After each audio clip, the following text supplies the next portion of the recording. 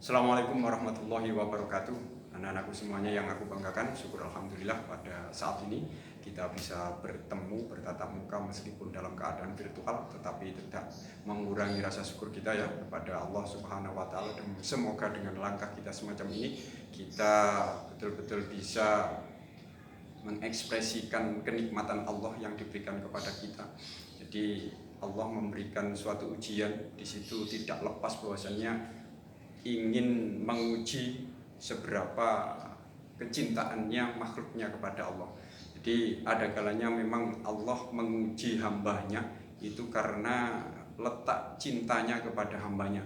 Jadi ketika Allah menguji Nabi Ayub berarti bukan berarti Allah tidak suka kepada Nabi Ayub, tetapi di situ bentuk rasa sayangnya Allah kepada Nabi Ayub diuji oleh Allah semacam itu. Karena orang yang diuji oleh Allah ketika lolos dari ujian akan diangkat derajatnya oleh Allah. Seperti kita saat ini diuji oleh Allah, yaitu penyakit yang berupa virus corona. Semoga dengan langkah kita semacam ini, semoga Allah lekas mengambilnya atau menghapus penyakit corona tersebut. Anak-anakku semuanya yang aku banggakan, melanjutkan materi kita yang kemarin setelah kita ulangan ya. Jadi di sini materi yang berikutnya adalah hikmah ibadah haji, zakat, wakaf dalam kehidupan.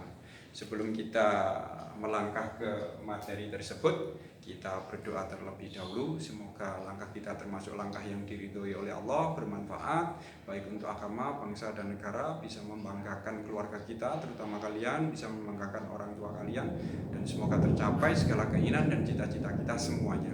Ridhoillah wali syafaati Rasulillah. Al-Fatihah. A'udzubillahi minasyaitonir rajim. Bismillahirrahmanirrahim.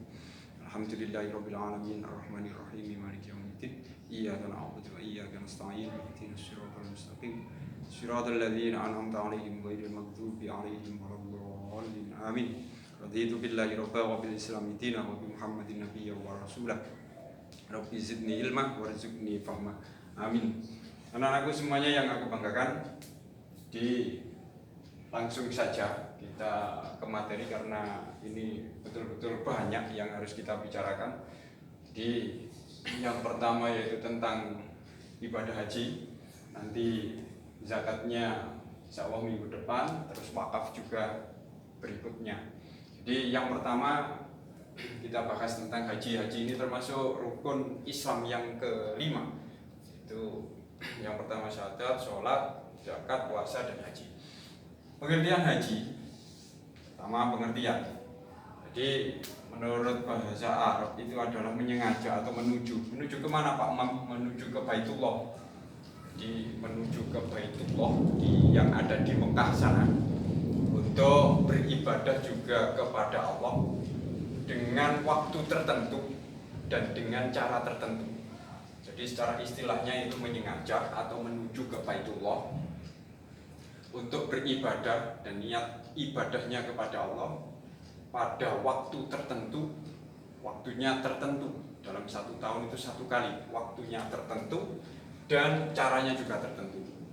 Jadi terus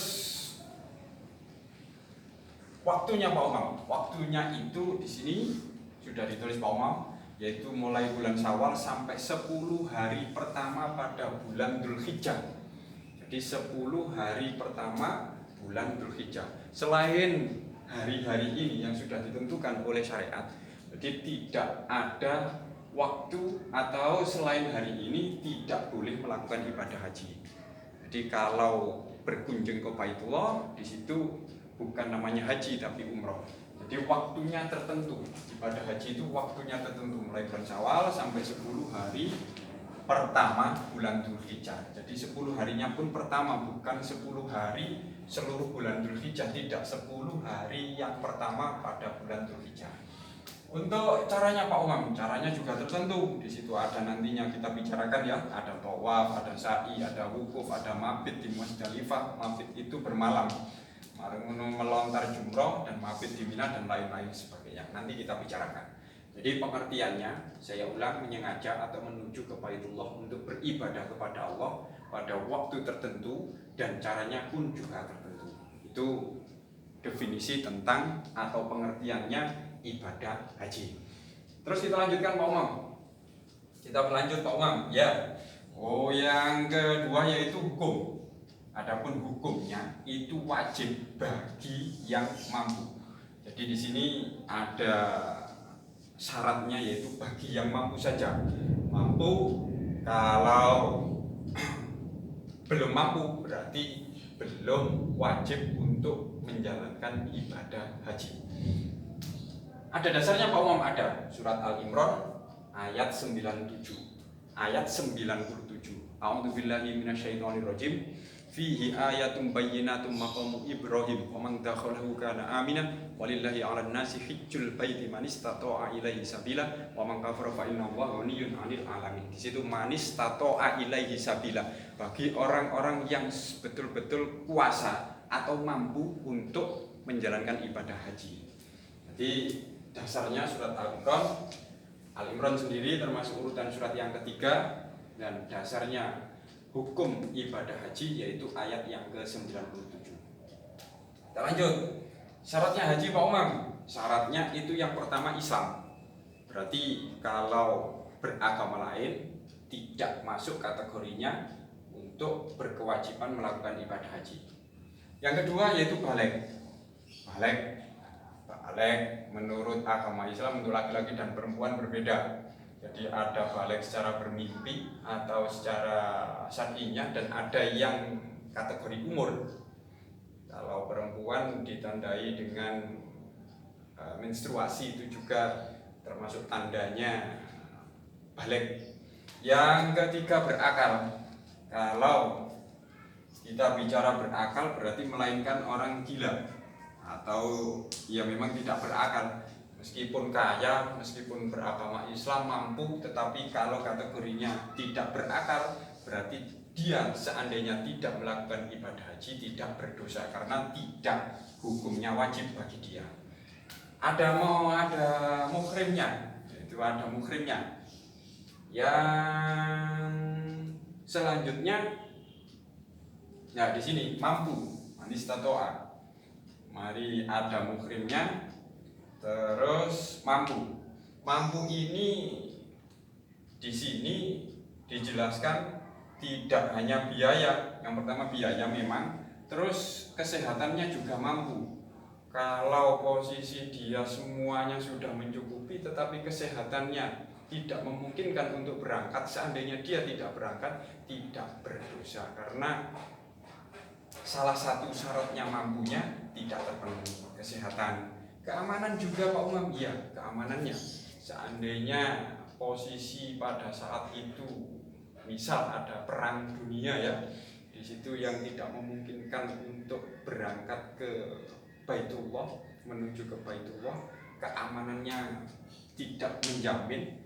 Seandainya pada saat itu tidak berangkat haji, berarti tidak berdosa. Terus di sini juga nafkah bagi yang ditinggalkan di rumah.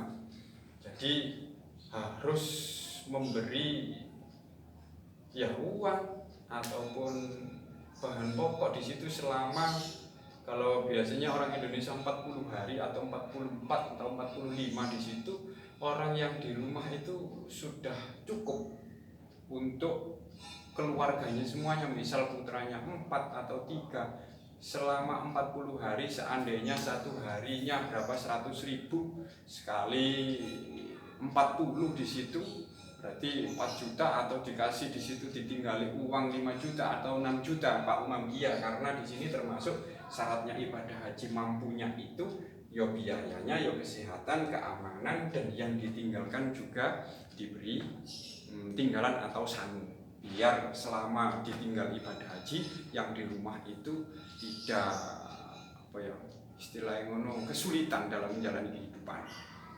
Itu tentang pengertian, terus hukum dan syaratnya haji. Terus yang selanjutnya kita bahas rukun. Jadi mungkin Pak Umam sudah menjelaskan antara perbedaan antara syarat dan rukun. Kalau syarat dan rukun itu sebetulnya sama, harus terpenuhi kedua-duanya. Tetapi kalau syarat itu sebelum menjalankan ibadah ibadah. Kalau syaratnya haji berarti sebelum menjalankan ibadah haji. Kalau puasa berarti sebelum menjalankan ibadah puasa. Kalau sholat berarti sebelum menjalankan ibadah sholat. Kalau rukun ini sudah posisi beribadah. Berarti rukun haji posisi sudah melakukan ibadah haji. Rukun sholat berarti dia sudah melakukan ibadah sholat. Berarti membaca Fatihah, rukuk, sujud itu posisi dia sudah melakukan ibadah. Kalau rukun haji Pak Umam yang pertama itu ihram. Ini harus memakai ihram. Jadi meskipun haji atau umroh tetap sama, harus niat memakai kain yang berwarna putih itu. Jadi dan mengucapkan perbedaannya di sini labbaik Allahumma hajjan kalau dia melakukan ibadah haji, kalau kalau umroh labbaik Allahumma umrotan. Di sini perbedaannya, tapi sama Pak Umam harus memakai pakaian ihram atau ya di sini kita termasuk rukunnya memakai ihram, niat memakai ihram untuk melakukan ibadah haji. Kalau haji berarti mengucapkan labbaik Allahumma hajjan, kalau umroh labbaik Allahumma umrotan. Yang penting di sini harus memakai ihram dan tidak berjahit pakaiannya itu di busana warna putih. Ya semoga nanti kalian ya dan anak turun kalian semuanya semoga ditakdirkan oleh Allah, dicatat oleh Allah bisa menjalankan ibadah haji semuanya, dan hajinya nanti semoga haji yang mabrur yang diterima oleh Allah, karena nanti pahalanya juga kategorinya atau keutamaannya banyak untuk ibadah haji. Yang kedua yaitu wukuf. Wukuf ini definisinya hadir di padang Arafah tanggal 9 Dzulhijjah mulai tergelincirnya matahari sampai terbenam. Jadi ini bisa dikatakan puncak ibadah haji. Semuanya meskipun sakit harus datang. Ya digledek ataupun dibawa mobil seperti itu. Yang penting pada tanggal 9 Dzulhijjah ini semuanya harus datang karena ini harus dilakukan bagi semuanya yang beribadah haji wukuf, dan waktunya juga tertentu hanya tanggal 9. Mulai kapan Pak Umam? Mulai tergelincirnya matahari sampai terbenamnya. Jadi hanya pada waktu itu dan tanggal 9 itu saja. Seandainya Pak Umam pada saat itu tidak melakukan tidak melakukan wukuf Pak Umam, ya berarti tidak sah. Karena apa? Rukun ini juga harus terpenuhi. Tidak sah berarti Pak Umam hajinya ya tidak sah. Jadi wukuf ini kalian nanti semoga ya kalau ibadah haji jangan sampai di kategorinya kayak apa ya istilahnya kurang betul-betul disiplin waktu lah, jangan sampai. Karena pada saat ini betul-betul kok nang blonjo marang turu kan sing gugah, akhirnya kalau sudah terbenam matahari pada tanggal 9 ya sudah berarti kategorinya hajinya tidak sah atau belum dikategorikan melakukan ibadah haji. Kalau posisi sudah di sana Pak Umam, ya memperbanyak zikir, anjurannya Nabi, tahmid, tasbih, tahlil, istighfar. Di wis wukuf di Arafah sudah di situ banyak zikir, baca tahmid, tahlil, istighfar dan lain sebagainya. Pokoknya kalimat-kalimat thayyibah ucapkan. Yang nomor 3 tawaf. Tawaf di sini ada 3 ya, tawaf qudum, tawaf ifadah, dan tawaf wadah. Tawaf qudum ini ketika orang datang atau baru datang di tawaf qudum. Terus tawaf ifadah ini setelah melempar jumroh akobah, dan ini hukumnya wajib harus dilaksanakan. Kalau tawaf wadah ini tawaf perpisahan. Adapun syarat sahnya tawaf di sini ada niat, harus niat. Terus menutup aurat juga, auratnya laki-laki dan perempuan berbeda ya. Kalau laki-laki baina surah warubah, kalau perempuan ya selain muka dan kedua telapak tangan itu. Terus harus suci dari hadas kecil dan hadas besar. Jadi pas tawaf itu harus suci dari hadas kecil dan besar. Dilakukan sebanyak 7 kali, dimulai dan diakhiri di Hajar Aswad. Di posisi Hajar Aswadnya misal di sini ya berarti di sini utam subhanallah alhamdulillah wala ilaha illallah wa akbar subhanallah alhamdulillah wala ilaha illallah akbar kono nang pojok nang kono maca rabbana atina fid dunya hasanah fil akhirati hasanah wa qina adzabannar sampai diakhiri juga di Hajar Aswad. Dimulai di Hajar Aswad, muternya berlawanan dengan arah jarum jam ya. Ini terus bentar, terus 1, 2 sebanyak 7 kali, 3, 4, 5, 6 sampai 7. Dan ini yang selanjutnya sebelah kiri ya, betul, udah sebelah kiri. Dan yang terakhir dilakukan di Masjidil Haram. Jadi yang Ka'bah di situ, terus tawaf. Jadi yang pertama tadi ihram, terus wukuf, terus tawaf. Setelah tawaf Pak Umam sa'i. Sa'i di sini lari-lari kecil ya.